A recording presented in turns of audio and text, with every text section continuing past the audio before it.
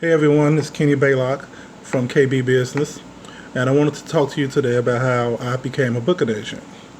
So, I used to be a concert promoter. As you all know, I live here in Chicago, and I used to do a lot of shows. I was doing a lot of comedy shows, I was doing a lot of hip hop shows, a lot of R&B shows, and that's how I became a booking agent. Um, August Alsina. I did August Alsina in July at the Adriana's Ballroom. It was not a good turnout, but I did do the show. I lost a bunch of money. I probably spent about $50,000 on that show, and I probably made back 5,000. It was terrible.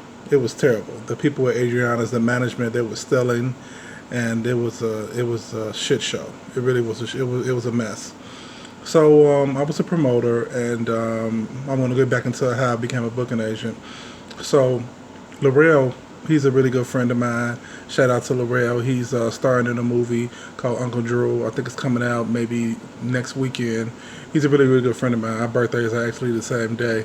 And we had known each other from the days of when he was just doing comedy shows, like the Chitlin Circuit, when he was just doing it for free. When he was actually just going up to comedy shows on open mic nights and just performing for free.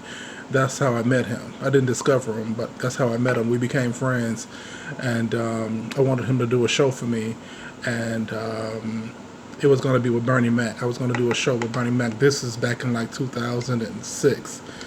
This is before 2006. This is like 2004, 2005. I wanted to do a show with Bernie Mac, and it's a whole nother story behind that Bernie Mac show. But I wanted to do a show with Bernie Mac, and he was gonna be a host for that. It winded up not going through because Bernie Mac had gotten sick, and but me and Lil Rel, our friendship, it ensued. At that time, also, I remember this is back when Kevin Hart first started. I remember when Kevin Hart first came out with that first comedy show, Grown Up Little Man. I'm a Grown Little Man, and it was really, really funny. And I automatically knew when I first saw that he was going to be big. I knew that Kevin Hart was going to be big, and I got in contact with his management. I think I spoke with, I forgot, I think his name was Wayne. I think, if I'm not mistaken, I think his name was Wayne. But they gave me another guy named Mike. That was another manager of his. His name was Mike. That was his booking agent. This was back when Kevin Hart was $12,000. He wanted $12,000 for a comedy show, for an hour-long stand-up comedy show. This is back in maybe around 2008, 2009, right when that I'm a Grown Little Man. Right when that fight first came out, I knew that Kevin Hart was going to be big, and I immediately jumped on top of him. But the thing was about that show was that he couldn't do comedy shows in Chicago. They told me that he had a booking agent. He had a promoter that he was dealing with in Chicago, and he couldn't do any other shows. Obviously, I guess someone had like maybe spent a lot of money with Kevin Hart, so he couldn't do any other shows in Chicago. So I had to go like on the outskirts of Illinois to do shows, like say for instance like a Joliet, Illinois, or Peoria, Illinois, and I don't really know those markets. So I thought that it would be a good idea just to walk away from that show. But I did get that contact information from his manager, and I do have his road manager's number, and I kept those relationships strong. Also, Lil Rel, they're a really close friend of mine, and Kevin Hart, they're really good friends. So, I also have access to Kevin Hart. Um, so, how I became a booking agent, let's get into that. I did a concert with Tank. I did it on Valentine's Day. I think this was like maybe 2011. I did a Valentine's Day show with Tank, and it did well. It almost sold out. It was maybe 1,000 seats. He was able to sell probably about 900 seats. It did really, really well. It did really, really well.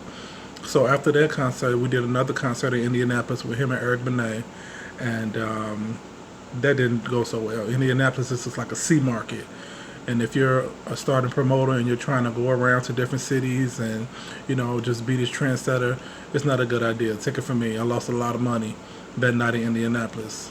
I probably spent around $50,000 doing that show.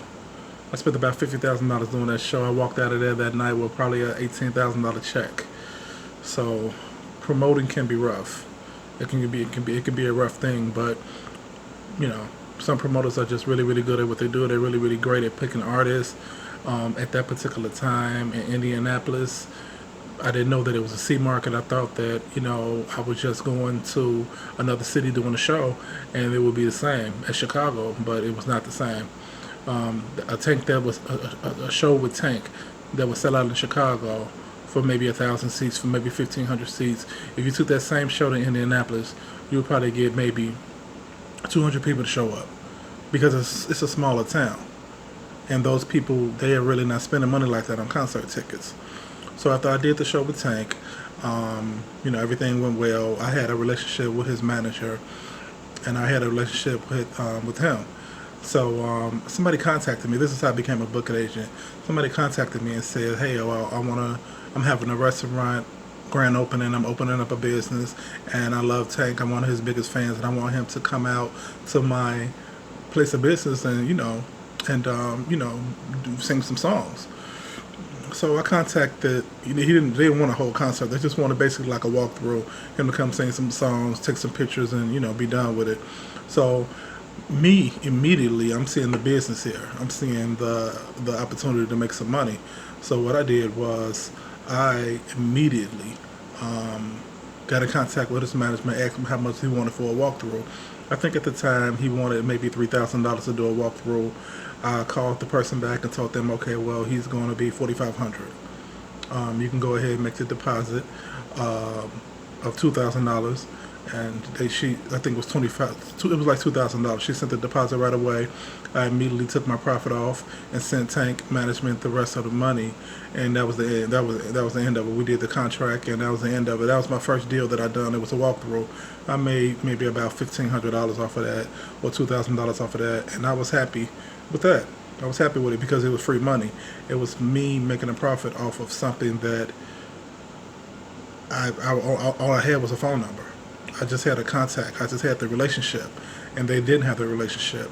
And that's really what being a booking agent is: making money off of having a relationship, or having that contact information, or building a rapport with a person. I've spent money with Tank. I've done business with Tank. We've done shows together. I have his direct manager's phone number. So for me to call and say, hey, I have someone that wants to book him, and they're willing, and I know his price is $3,000. I'm going to put an extra $1,500 on top of that. That's easy money.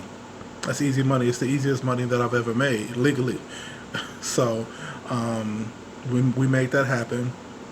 Now his road manager, I want to put this in there because I don't want to leave this part out, because these are the pitfalls of being a booking agent. His road manager, I think at the time, he had a road manager. I don't know if he still is road manager, because after I did that deal with Tank, I really didn't do anything else with him because of his road manager.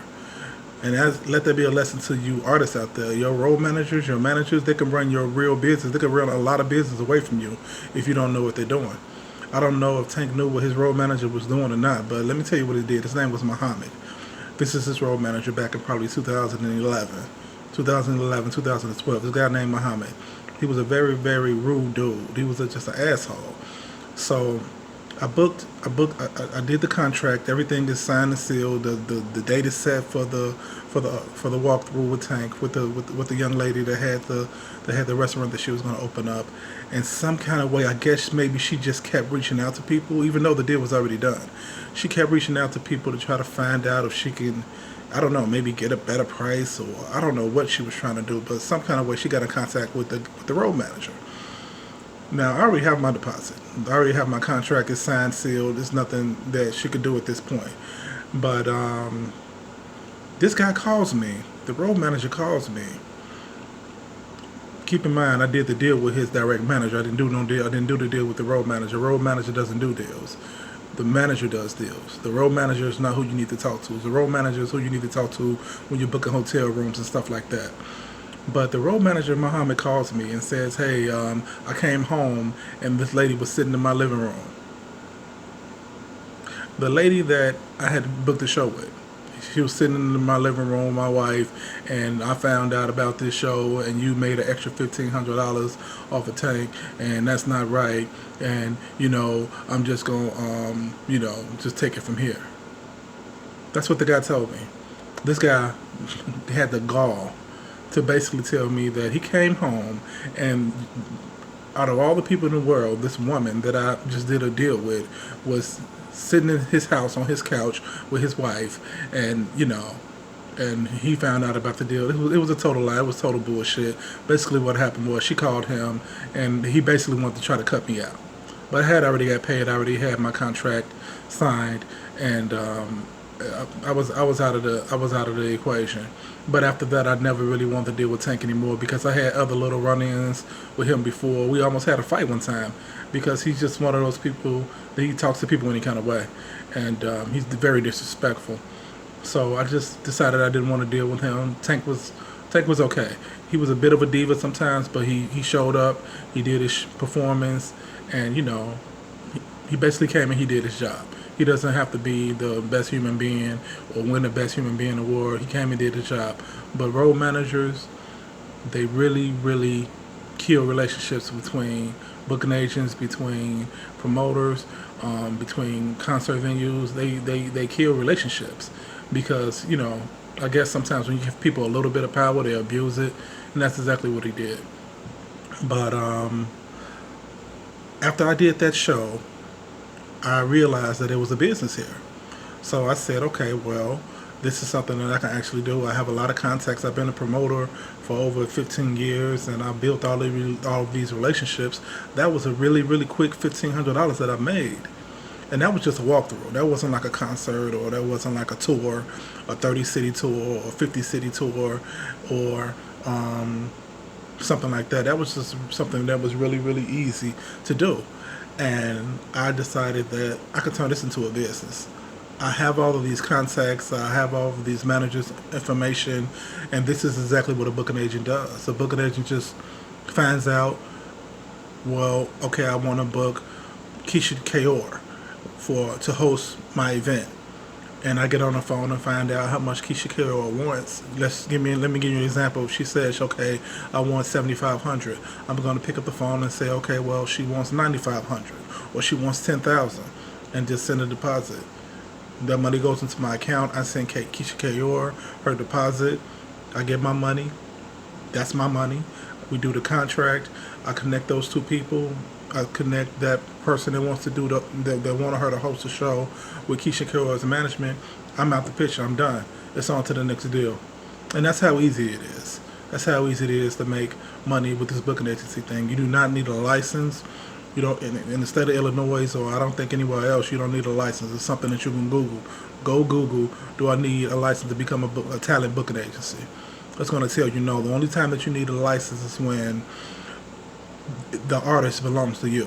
If the artist is like under your management, like this is your artist, except for instance you're a manager and this is your artist, you need a license then.